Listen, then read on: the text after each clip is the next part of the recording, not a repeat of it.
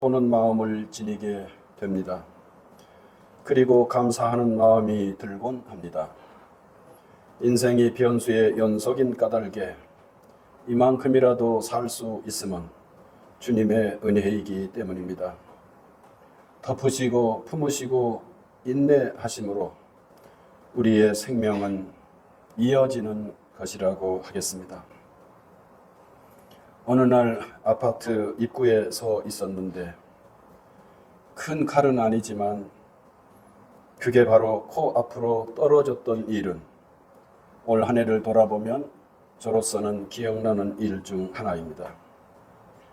조금만 방향을 달리했다면 그날 예기치 않은 일이 생길 수도 있는 변수였던 것입니다. 돌아보니 이런 일도 있었구나. 다시 생각하게 되는 체험이었습니다. 동시에 사람들은 회한이라는 마음도 품을 수 있습니다. 그때 그 일은 달리 처신했어야 했는데 이렇게 말하면서 우리가 지닐 수 있는 마음입니다. 돌아보면 더 선명해지는 것이 이 생각일 것 같습니다.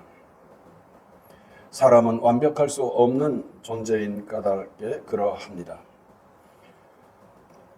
이렇듯이 오늘 같은 날은 그야말로 만감이 교차하는 그런 지점이고 우리는 이런 자리에 서 있는 것입니다. 이런 자리에서 우리는 새 부대를 준비하는 교회라는 표현을 다시금 돌아보고 싶습니다. 예수님은 새 포도주는 새 가죽 부대에 넣어야 한다고 말씀하십니다. 그런데 여기서 예수님은 아주 특별한 구별을 짓고 계십니다. 새 포도주의 새로운이라는 낱말은 어리거나 갓 만들어진 것이 얼마 되지 않는 그런 의미가 담긴 새로운이라는 낱말을 쓰시고 새 가죽 부대의 경우는 시간이 더 걸린 그래서 튼튼하다는 느낌을 주는 낱말을 쓰신다는 점입니다. 둘 다 새 것이기는 하지만 새 것이라는 의미가 있기는 하지만 이처럼 미세한 차이가 있는 낱말을 구별해서 쓰심으로써 주님의 의중을 밝히는 셈입니다. 따라서 새로 만들어진 포도주는 발효 과정에서 낡은 부대는 터뜨릴 수 있고 이 사실은 예수님이나 제자들은 실생활에서 경험하는 그런 내용으로 공유했던 것입니다. 새 가죽 부대에는 새 포도주를 담아야 합니다. 그만큼 새 포도주는 힘을 지니고 있습니다. 이 사실을 따라 생각해 보면 가죽 부대는 교회에 가깝고 포도주는 예수님에 가깝다고 말할 수 있습니다. 예수께서 비유법을 쓰시기에 그 본디 의미를 헤아려 보면 그렇다는 말입니다. 포도의 산물은 하나님 나라를 뜻하며 그곳에서 누리는 행복을 가리키는 경우가 많습니다. 호세아 예언자는 예언서를 마무리하며 세상 끝날에 이스라엘이 누리게 될 비전을 보여주는데요.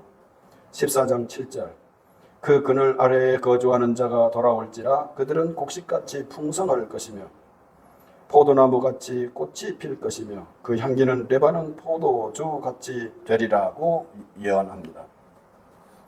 성경은 곳곳에서 포도 혹은 포도주가 하나님 나라를 상징하거나 하나님의 은혜를 드러내는 그런 것으로 표현하고 있습니다. 그런 의미에서 예수님의 첫 번째 표적은 가나 혼인잔치에서 베푼 마지막까지 남은 더 좋은 포도주였던 것은 아주 지당한 일이라고 하겠습니다. 가죽 부대는 달라져도 표적으로서의 새 포도주는 달라질 수 없다는 것. 우리가 1년을 살면서 지닌 신앙 고백, 곧 새로운 포도주라고 저는 생각합니다. 새 포도주는 예수님에게 가깝고 새 가죽 부대는 교회와 성도의 신앙 고백에 가깝다는 말씀은 1년을 살면서 늘 기억하기를 원했던 내용입니다. 여기서 우리는 예언자들을 잠시 보려고 합니다. 특히 에스겔은 오늘 본문에서 아주 특이한 말씀 앞에 서 있습니다. 390일 동안 옆으로 누워있고 40일은 돌아 누워 견디라는 말씀인데 이 일은 북왕국 이스라엘과 남왕국 이스라엘의 죄를 고백하고 폭로하는 상징적 예언이었다는 말씀입니다. 몸으로 하는 예언이라는 것인데 이 일이 여간 예사롭지가 않습니다. 성도님들, 수면 무호흡증이라는 그런 질병이라면 질병을 기억하실 텐데 이런 분들은 똑바로 누워 자기보다는 옆으로 누워 자면 도움이 된다는 말을 종종 듣습니다. 그런데 최근 이런 의학적 조언을 뒤집는 이야기를 듣게 됩니다. 옆으로 누워 자는 습관은 어깨 근육에 무리를 주고 결국 어깨가 고장나게 되며 그런 일이 점점 늘어나고 있다는 의학적 보고였습니다. 특별한 상황에 처한 환자들의 경우 도대체 누구의 말을 들어야 할지 모를 것 같습니다. 예언자는 어디에 누워 있으며 날씨는 또 어떠했을까? 390일 동안 누워 있는데 비가 오면은 잠시 들어갔다 쉬고 피하고 그리고 또 다시 눕는 것인가? 그는 누워 있는 채로 식사를 했을 것 같은데 식사는 도대체 또 어떻게 했을까? 사람에게 있을 수 있는 생리 현상은 그가 어찌 해결했을까? 오늘 에스겔 예언자에게 임한 이 말씀을 대하면서 자연스럽게 떠오르는 생각들입니다. 하나님의 명령이니 어쩔 수 없는 일이겠으나 정말 예언자로서는 곤욕스러운 일일 수밖에 없었을 것입니다. 예언자는 되고 싶다 해서 되는 것도 아니고 회피할 수도 없는 노릇이었으니 누군가의 표현대로 저들은 예언자로서 뜨겁고 혹은 냉정한 그런 직책을 수행했던 것입니다. 성도 여러분, 누군가를 향해 호감을 지니면서 사랑하는 게 일반적이지 않습니까? 그런데 앞서 말한 호세아는 사랑도 마음대로 하지 못했습니다. 여호와께서 처음 호세아에게 말씀하실 때 여호와께서 호세아에게 이르시되 너는 가서 음란한 여자를 맞이하여 음란한 자식들을 낳으라. 이 나라가 여호와를 떠나 크게 음란함이니라고 말씀합니다. 이런 말씀은 호세아 예언서를 읽다 보면 두 번에 걸쳐서 선포되는 것을 보면서 예언자의 마음, 예언자의 입장을 참으로 안쓰럽기까지 한 그런 정경을 생각하게 됩니다. 예언자라는 사람들은 정말 이렇게 안쓰러운 처지로 몰릴 수도 있으나 종국에는 영생에 이르는 길로 이 길을 여기며 주님을 따라갔던 사람들이라고 하겠습니다. 예수님은 팔복을 말씀하시면서 뭐라고 시작합니까? 심령이 가난한 자는 복이 있나니 천국이 그들의 것이니요 라고 말합니다. 심령이 부유한 사람이 아니라 가난한 사람이라는 말을 가감없이 말씀하시면서도 그들에게 천국에 대한 언약을 말씀하시고 계십니다.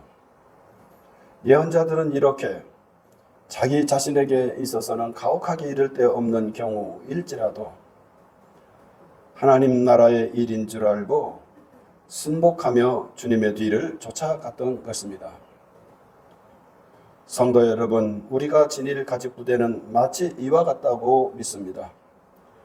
만일 새 포도주에 헌 가죽부대라면 그것은 찢어지고 둘 다 잃고 만다는 사실입니다. 주님의 뜻에 화답하지 못하면 가죽부대는 찢어지고 낡은 헝겊 조각도 그와 같을 것입니다. 왜냐하면 우리 예수님은 새 포도주로 우리에게 다가오시는 분이기 때문입니다. 따라서 그분의 말씀, 그분의 의중은 우리에게 복음인 줄 믿으시고 때로는 응답하시고 때로는 따르시고 때로는 참여하시는 좋은 주님의 사람들이 되시기를 기원합니다. 만일 그렇지 못하면 주님은 우리를 판단하시게 될 것입니다. 그리고 그 판단은 때로는 가혹한 것이 될 수도 있을 것입니다. 우리 한국교회 이제 교파가 좀 많잖아요. 예장 통합측을 거의 대표할 만한 목사님 한 분 계시죠. 김동호 목사님이라는 분인데 그분이 들려준 예화 한 자락을 소개하고 싶습니다. 그가 청량리 중앙교회 전도사로 봉사하던 때 마침 중고등부 방이 더웠던 모양이에요.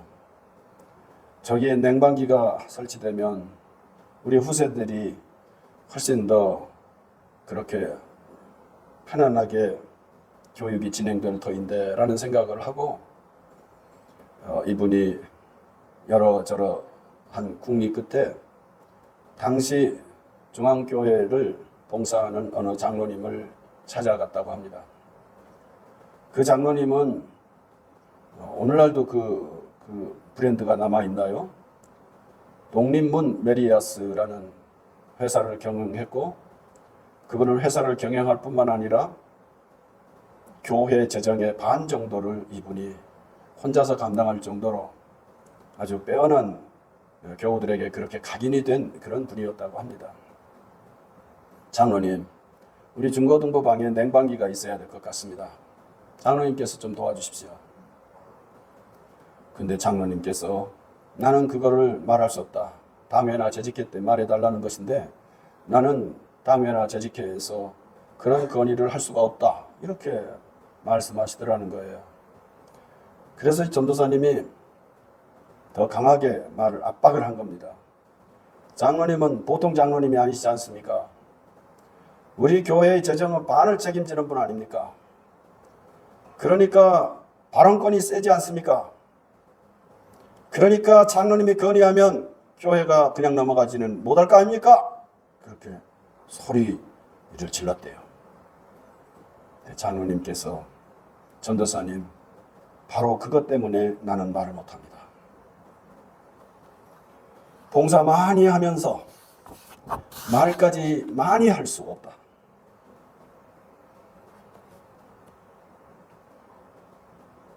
제가 교회에 기여하는 바가 크다고 생각하십니까? 그래서 제가 발언권이 세다고 생각하십니까? 그러니까 나는 말을 못합니다. 전도사님은 그 교회를 봉사하는 동안 중고등부 방에 냉방기를 설치할 수 없었다고 합니다. 그렇지만은 전도사님은 나중에 또 목사가 됐고 또 우리에게도 알려진 아주 귀한 사역자가 되었는데 이분이 평생을 두고 잊혀지지 않는, 평생을 두고 늘 기억할 그런 소중한 교훈을 얻을 수 있었습니다 라고 말하고 있었습니다. 하나님의 계획, 하나님의 뜻을 앞세우며 교회의 품격을 높였던 한 믿음의 선진을 보여준 경우라고 생각합니다. 헌신도 많이 하고 그래서 발언권도 세지는 일은 하나님의 교회로서는 피해야 할 일이었던 것입니다. 그 교회는 소중한 가죽 부대를 지니게 된 그야말로 존경받는 교회의 모형을 이루었다고 생각합니다. 성도님들, 성경을 보면 양은 두 가지 종류입니다. 목자를 따르며 꼴을 얻고 쉼을 누리는 경우와 제 뜻을 앞세워 제 길을 가고 마는 경우입니다. 이 경우에 만일 선한 목자를 만나지 못한다면 그 양은 앞날을 장담할 수 없습니다. 우리는 이 내용을 유다의 입을 통해서 들을 수 있습니다. 유다서 1장 11절 이하입니다. 화 있을진저 이 사람들이여 가인의 길에 행하였으며 싹을 위하여 발람의 어그러진 길로 몰려갔으며 고라의 패역을 따라 멸망을 받았도다. 그들은 기탄 없이 너희와 함께 먹으니 너희의 애찬의 암초요 자기 몸만 기르는 목자요 바람에 불려가는 물 없는 구름이요 이 사람들은 그 입으로 자랑하는 말을 하며 이익을 위하여 아첨하는도다 라고 보셨습니다. 한 해를 사는 동안 내가 잘못해서 생긴 그러한 흠결이라도 우리가 기억할 수 있었으면 좋겠습니다. 한 해의 끝자락에 서서 우리가 이런 순종하는, 순복할 줄 아는 하나님의 교회를 이렇게 품에 있는 공동체로 가꾸는 일을 감당할 수 있는 그 일이 바로 우리의 가족부대임을 다시 한번 기억하실 수 있기를 소원합니다. 바라기는 한 해를 마무리하면서 우리 예수님을 더 뜨겁게 사랑하는 일에 마음과 뜻과 힘을 모으는 그런 삶을 살아왔는지 한번 돌아보면서 한 해를 마무리하고 또 한 해를 바라볼 수 있었으면 합니다. 성도 여러분, 이제 이 마음을 품고 우리 주께서 마련하신 성찬에 참여하며 2025년 우리 교회 역사 70년이라는 시간으로 넘어갈 수 있기를 원합니다. 주의 식탁에 참여합시다. 내가 너희에게 전한 것은 주께 받은 것이니 곧 주 예수께서 잡시던 밤에 떡을 가지사 축사하시고 떼어 이르시되 이것은 너희를 위하는 내 몸이니 이것을 행하여 나를 기념하라 하시고 식후에 또한 그와 같이 잔을 가지시고 이르시되 이 잔은 내 피로 세운 새 언약이니 이것을 행하여 마실 때마다 나를 기념하라 하셨으니 너희가 이 떡을 먹으며 이 잔을 마실 때마다 주의 죽으